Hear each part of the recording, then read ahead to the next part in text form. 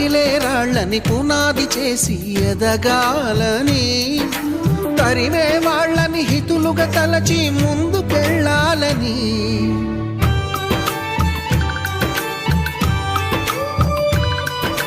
కన్నుల నీటిని కలల సాగుకై వాడుకోవాలని, కాల్చే నిప్పుని ప్రమిదగా మలచి కాంతి పంచాలని, గుండెతో ధైర్యం చెప్పెను, చూపుతో మార్గం చెప్పెను, అడుగుతో గమ్యం చెప్పెను. నేనున్నానని నీకేం కాదని, నిన్నటి రాతని మార్చేస్తానని.